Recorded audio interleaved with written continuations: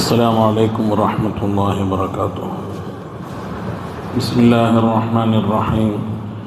الحمد لله رب العالمين، والصلاة والسلام على أشرف المرسلين وعلى آله وصحبه أجمعين الفائزين برضا الله. أما بعد،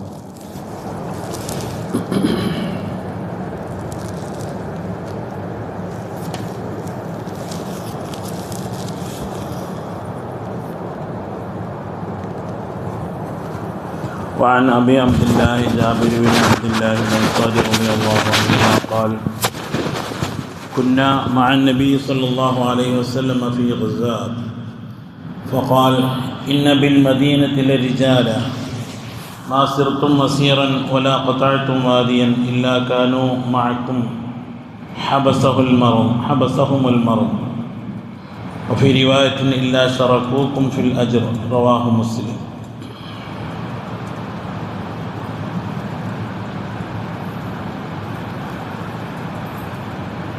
Jabir bin Abdullah റളിയല്ലാഹു അൻഹുവിനെ തൊട്ട് റിപ്പോർട്ട് ചെയ്ത ഹദീസാണ്.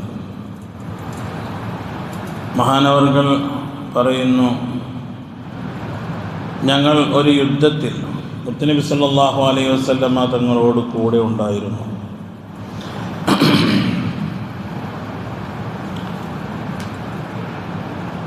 ആ സമയത്ത് റസൂലുള്ളാഹി സ്വല്ലല്ലാഹു അലൈഹി വസല്ലമ തങ്ങൾ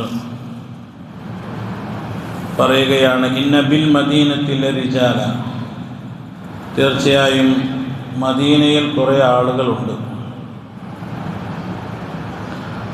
മാ സിർത്തും മസീറൻ വലാ ഖതഅതും വാദിയ, നിങ്ങൾ ഒരു വഴിയും നടന്നു പോയിട്ടില്ല. അതായത് മദീനത്ത് കുറേ ആളുകൾ അവിടെ ഉണ്ട്, നിങ്ങളൊരു വഴി നടന്നു പോയിട്ടില്ല. വലാ ഖതഅതും വാദിയൻ, നിങ്ങൾ ഒരു മലഞ്ചെരുവും മുറിച്ച് കടന്നിട്ടുമില്ല. ഇല്ലാ കാനൂ മഅക്കും, അവർ നിങ്ങളോട് കൂടെ ഉണ്ടായിട്ടല്ലാതെ.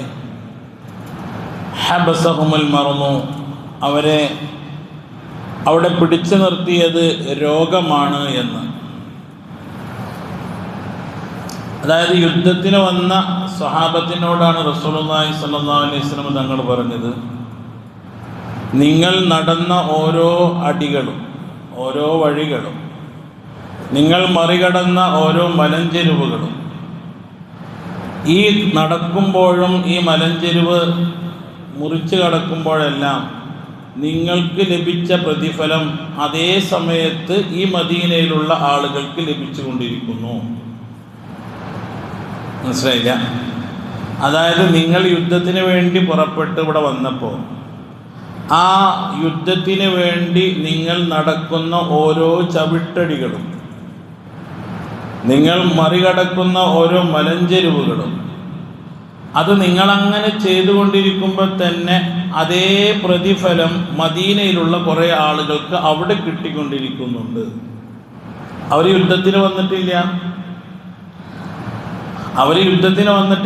അവർ നടന്നിട്ടില്ല, അവർ മലഞ്ചെരുവ് മറികടന്നിട്ടില്ല. പക്ഷെ നിങ്ങൾ ചെയ്യുമ്പോൾ അതേ പ്രതിഫലം അവർക്കും ലഭിക്കുന്നു. ഹബസഹുമുൽ മറന്നു, അവരെ രോഗമാണ് അവരെ തടഞ്ഞു വെച്ചത്. രോഗമാണ് അവർക്ക് വരാൻ കഴിയാതിരുന്നതിൻ്റെ കാരണം എന്ന് പറഞ്ഞാൽ, അവർക്ക് വരണം എന്ന ആഗ്രഹമുണ്ട്. അവർ രോഗമില്ലായിരുന്നെങ്കിൽ നിങ്ങളോട് കൂടെ വരുമായിരുന്നു. അപ്പോൾ യഥാർത്ഥത്തിൽ ഈ ഹദീസിൽ പറയുന്ന ഒരു കാര്യം എന്താണെന്ന് വെച്ചാൽ, നമ്മുടെ കാട്ടിക്കൂട്ടലുകളല്ല, നമ്മുടെ മനസ്സിൻ്റെ ഇഖ്ലാസിനാണ് പ്രാധാന്യം. ആ ഇഖ്ലാസ് ഉണ്ടായാൽ ഒരുപക്ഷെ ഒരു പ്രതിസന്ധി ഘട്ടത്തിൽ അത് ചെയ്യാതിരുന്നാൽ പോലും ചെയ്യുന്നവരുടെ പ്രതിഫലം ലഭിക്കുമെന്ന്. എല്ലാ ദിവസവും തഹജ്ജുദ് നിസ്കരിക്കുന്ന ഒരാളാണ്, രോഗമായി എഴുന്നേൽക്കാൻ കഴിയുന്നില്ല, അല്ലെങ്കിൽ രാത്രി മരുന്ന് കഴിക്കുന്നതിനാൽ എന്ത് ചെയ്തില്ല, കുറച്ച് ദിവസം സുബഹിക്ക് അല്ലെങ്കിൽ തഹജ്ജുദിന് എഴുന്നേൽക്കാൻ കഴിഞ്ഞില്ല.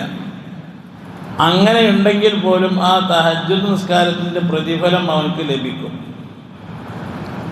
കാരണം അവനെ തടഞ്ഞു വെച്ചത്, അവന് എഴുന്നേൽക്കാൻ കഴിയാതിരുന്നത് അവനക്ക് അല്ലാഹു തആല നൽകിയ രോഗമാണ്. അപ്പോൾ നമ്മുടെ പ്രവർത്തനങ്ങളല്ല, നമ്മളെപ്പോഴും പറയാറുണ്ട്, എന്ത് ചെയ്തു എന്നതിനേക്കാളും പ്രാധാന്യം എന്തിന് ചെയ്തു എന്നുള്ളതാണ്. നാം സുബഹി ജമാഅത്തിന് പള്ളിയിൽ വന്നു, സുബഹി നിസ്കരിച്ചു, അതിൻ്റെ മുമ്പ് റവാത്തിബ് നിസ്കരിച്ചു, അത് കഴിഞ്ഞ് ക്ലാസ്സിനിരുന്നു, ഇങ്ങനെ കുറേ ചെയ്തു എന്നല്ല. ഇതെല്ലാം എന്തിന്?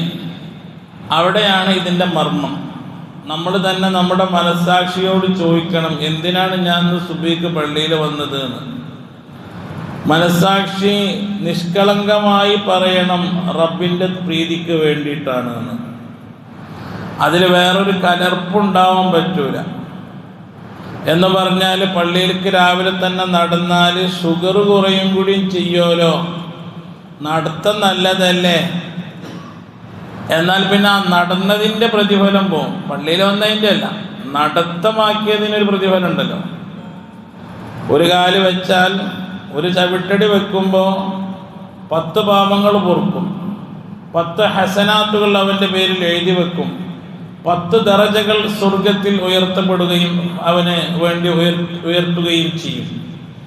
ഇങ്ങനെ 30 പ്രതിഫലം ചുരുങ്ങിയത് ഒരു കാലടി വെക്കുമ്പോണ്ട്.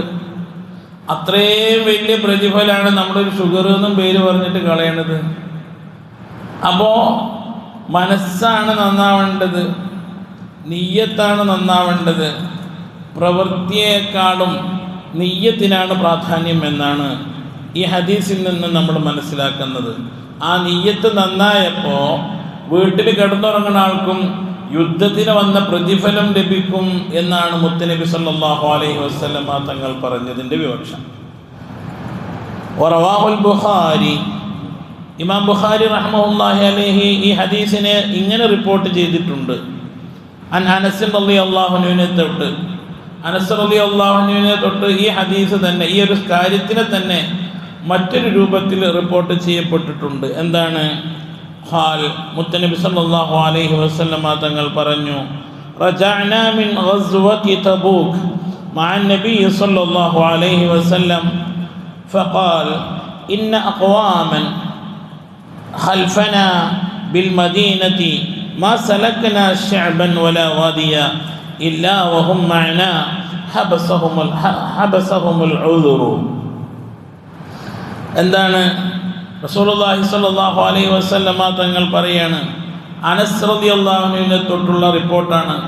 ഇതിലെ യുദ്ധം തബൂക്ക് യുദ്ധമാണ് എന്ന്, അതിൽ നിന്ന് തിരിച്ചു വരുമ്പോഴാണ് റസൂലുള്ളാഹി സ്വല്ലല്ലാഹു അലൈഹി വസല്ലമ തങ്ങൾ പറയുന്നത് എന്ത്? ഇന്ന അഖ്വാമൻ ഖൽഫന, നമ്മുടെ പിന്നിൽ ഒരു വിഭാഗം ആളുകളുണ്ട്, നമ്മുടെ പിന്നിൽ കുറച്ച് ആളുകളുണ്ട്. ബിൽ മദീന, മദീനയിൽ നമ്മുടെ പിന്നിലായിട്ട്, അതായത് നമ്മുടെ കൂട്ടത്തിൽപ്പെട്ട കുറേ ആളുകളുണ്ട്. മാ സലക്ന ശഅബൻ, നാം ഒരു താഴ്വരയും മറികടന്നില്ല, വലാ വാദിയൻ, ഒരു മലഞ്ചെരുവോ താഴ്വരകളോ നാം വിട്ടുകടന്നിട്ടില്ല. ഇല്ലാ വഹും മഅനാ, അവരൊക്കെ നമ്മളോട് കൂടെ ഉണ്ടായിട്ടല്ലാതെ, അവർ നമ്മുടെ കൂടെയുണ്ട്. ആ മദീനത്തുള്ള ആളുകളൊക്കെ നമ്മളോട് കൂടെയുണ്ട്, ഇല്ലേ? ഇല്ലാ വഹും മഅനാ ഹബസഹുമുൽ ഉദ്റു, പക്ഷേ അവരെ തടഞ്ഞു വെച്ചത് ഉദ്റായിരുന്നു, അവർക്ക് കാരണങ്ങളുണ്ടായിരുന്നു, വരാൻ പറ്റാത്ത ചില സാഹചര്യങ്ങളുണ്ടായിരുന്നു എന്ന് ഈ ഹദീസ്, ഈ ആശയം തന്നെ ബുഖാരിയിൽ ഇങ്ങനെ റിപ്പോർട്ട് ചെയ്തിട്ടുണ്ട്. നമുക്കറിയാം, ബദർ യുദ്ധത്തിൽ ഉസ്മാൻ ഇബ്നു അഫ്ഫാൻ റളിയല്ലാഹു അൻഹു പങ്കെടുത്തിട്ടില്ല. പക്ഷെ ബദരീങ്ങളുടെ കൂട്ടത്തിൽ ആരുണ്ട്? ഉസ്മാൻ ഇബ്നു അഫ്ഫാൻ റളിയല്ലാഹു അൻഹു ഉണ്ട്.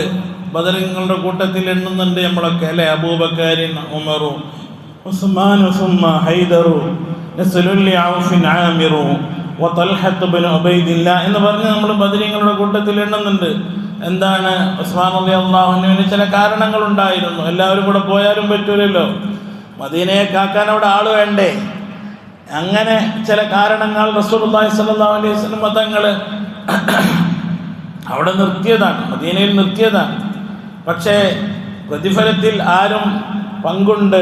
ബഹുമാനപ്പെട്ട ഉസ്മാൻ ഇബ്നു അഫ്ഫാൻ റളിയല്ലാഹു അൻഹു പങ്കുണ്ട്.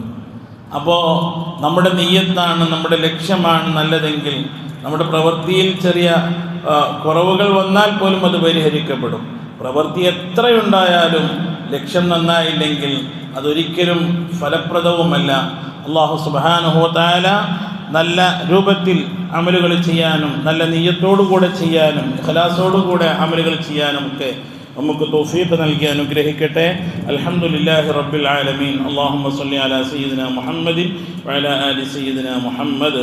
അല്ലാഹുമ്മ റബ്ബനാ ആതിനാ ഫിദ്ദുനിയാ ഹസന വഫിൽ ആഖിറതി ഹസനതൻ വഖിനാ അദാബന്നാർ. റബ്ബിർഹംഹുമാ കമാ റബ്ബയാനി സ്വഗീറാ. അല്ലാഹുമ്മ റബ്ബി സിദ്നാ ഇൽമൻ വഹിൽമൻ വഫഹ്മൻ വഅഖല وأدب وإيمانا كاملا. رب تمم بالخير والسعادة. ربنا تقبل منا إنك أنت السميع العليم وتب علينا إنك أنت التواب الرحيم. آمين برحمتك يا أرحم الراحمين. السلام عليكم ورحمة الله وبركاته.